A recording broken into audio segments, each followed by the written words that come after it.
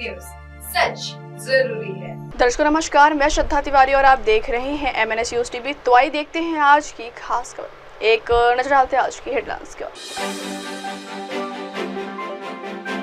संजय राउत का आरोप, शामली में नेता की गिरफ्तारी पर भड़के पूर्व केंद्रीय मंत्री संजीव बालियान। लोकसभा में अप्रवासन और विदेशी बिल पर बोले अमित शाह।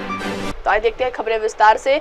संजय राउत का आरोप, दिशा सालियान मामले में सालियान के पिता सतीश सालियान लगातार अपने वकील के साथ न्याय की मांग कर रहे हैं। इस बीच दिशा सालियान के पिता सतीश सालियान ने नार्को टेस्ट की मांग की थी। सतीश सालियान ने शिवसेना UBT नेता आदित्य ठाकरे, सूरज पंचोली और डिनो मोरिया के नार्को टेस्ट की डिमांड की थी। संजय राउत ने आगे कहा कि दिशा सालियान के मौत पर केवल राजनीति हो रही है। संजय राउत ने कहा, सतीश सालियान को अपनी बेटी के मौत पर राजनीति नहीं करनी चाहिए।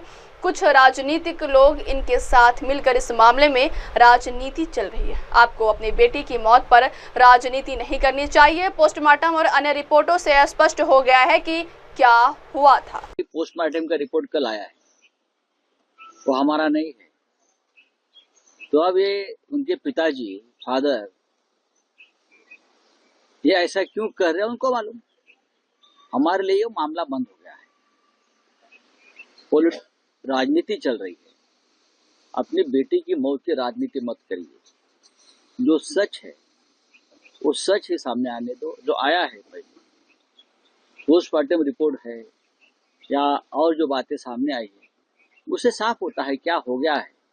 और अभी आपको पकड़कर कुछ राजनीतिक लोग क्या करना चाहते हैं। सर, दिशा सालियान डिप्रेशन में थी, इस तरह की एक रिपोर्ट आई है। मुझे मालूम नहीं। देखिए, जो बात हमें मालूम नहीं, मुझे मालूम नहीं उनका फैमिली में क्या प्रॉब्लम था, क्या नहीं, फाइनेंशियल प्रॉब्लम था या और क्या प्रॉब्लम था, ये उनकी पर्सनल प्रॉब्लम है। उसके बारे में बात करना ठीक नहीं। अगली खबर, शामली में नेता की गिरफ्तारी पर भड़के पूर्व केंद्रीय मंत्री संजीव बालियान। पूर्व केंद्रीय मंत्री संजीव बालियान अपनी सरकार में प्रशासन पर जमकर भड़के और प्रशासनिक अधिकारी को जमकर खरी खोटी सुनाई। बता दें कि शामली में मंदिर की दुकानों को कब्जे को लेकर चल रहे विवाद पर मंगलवार को भारतीय जनता पार्टी के जिला मंत्री विवेक प्रेमी को पुलिस ने जेल भेज दिया था, जिस पर बुधवार को व्यापारियों ने बाजार बंद का आह्वान किया था और शिव चौक पर धरना देकर बैठ गए। बाजार तो बंद नहीं हुआ, परंतु पूर्व केंद्रीय मंत्री संजीव बालियान अपने लाव लश्कर के साथ धरना स्थल पर पहुंच गए और प्रशासन पर जमकर भड़ास निकाली। संजीव बालियान ने कहा कि भाजपा सरकार में भी प्रशासन फर्जी मुकदमे पर रही है, जबकि विवेक प्रेमी जो जिला मंत्री भी हैं, उसके बावजूद भी जिले का कोई भी पदाधिकारी धरना स्थल पर मौजूद नहीं था। बता दें कि यह मामला सदर कोतवाली इलाके के गांधी चौक के पास शिव मूर्ति के करीब का है। यहाँ संजीव बंसल की दुकान है, उस पर कुछ बाबाओं ने कब्जा करने की कोशिश की थी। बाबाओं की ऊर्जा और फर्जी मुकदमा भी दर्ज करवाया गया था। इसी मामले में पुलिस ने मंगलवार को बीजेपी नेता विवेक प्रेमी को अरेस्ट कर जेल भेज दिया। अगली खबर, लोकसभा में अप्रवासन और विदेशी बिल पर बोले अमित शाह। केंद्रीय गृह मंत्री अमित शाह ने लोकसभा में अप्रवासन और विदेशी बिल पर कहा कि हमारे देश में कौन आता है, कितने समय तक आता है, किस लिए आता है, ये जानना जरूरी है। हर एक विदेशी नागरिक का अपडेट इस बिल के बाद होगा। सुरक्षा को जो खतरे में डालेंगे उन पर हमारी कड़ी नजर होगी, निगरानी भी होगी। उन्होंने कहा कि रोहिंग्या बांग्लादेशी अशांति फैलाने आएंगे तो कड़ाई से निपटारा होगा। इसके साथ ही अमित शाह ने कहा कि यह देश धर्मशाला नहीं है, वैध कागजात नहीं होने पर उनके खिलाफ कार्रवाई होगी। मान्यवर, आज हम सब जानते हैं कि विश्व छोटा हो गया है और ये 10 साल में हमारा अर्थतंत्र 11वें नंबर से 5वें नंबर पर पहुंचा है। पूरी दुनिया के अर्थतंत्रों की सूची में भारत एक ब्राइट स्पॉट बनकर उभरा है। भारत मैन्युफैक्चरिंग का हब बनने जा रहा है।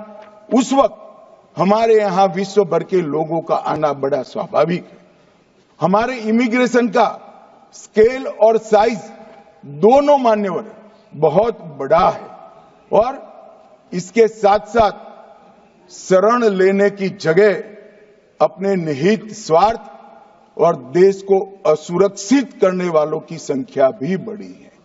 अगर ये दोनों को संतुलित करना है जो यहाँ सुचारू रूप से अपने देश के कानून के हिसाब से भारत की व्यवस्था को कंट्रीब्यूट करने के लिए आते हैं, व्यापार के लिए आते हैं, शिक्षा के लिए आते हैं, R&D के लिए आते हैं, लीगल सिस्टम को मजबूत करने के लिए आते हैं, वो सभी का स्वागत है मान्यवर।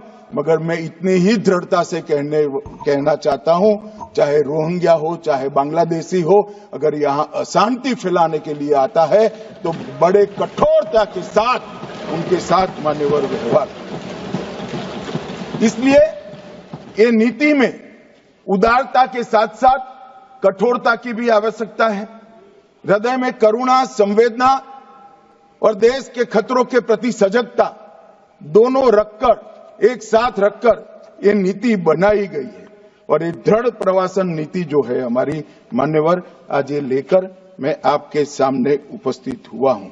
मान्यवर 3 इसमें प्रवेश निषेध का प्रावधान है, कुछ सदस्यों ने इसका विरोध भी किया। राष्ट्रीय सुरक्षा या सार्वजनिक स्वास्थ्य के लिए खतरा पाया जाएगा उसको प्रवेश की अनुमति नहीं दी जाएगी। मान्यवर देश धर्मशाला नहीं है, जो चाहे जिस उद्देश्य से चाहे यहां आकर रह जाएगा, ऐसा नहीं होगा। कानूनी तरीके से देश के अंदर अपने देश को और हमारे देश को समृद्ध करने कोई आता है तो इसका स्वागत है, मगर सुरक्षा के लिए खतरा है उसको रोकने का प्रावधान करने का हमारी संसद का अधिकार भी। मान्यवर इसके साथ अब वक्त हो चला दर्शकों ब्रेक का। ब्रेक से लौटने के बाद देखिएगा देश और दुनिया की तमाम बड़ी खबरें। बने रहिए MNS न्यूज टीवी पर। नमस्कार। हाय हेलो नमस्कार, मैं हूं पंकज विष्णु और आप देख रहे हैं MNS न्यूज। आप देख रहे हैं MNS न्यूज, सच जरूरी है।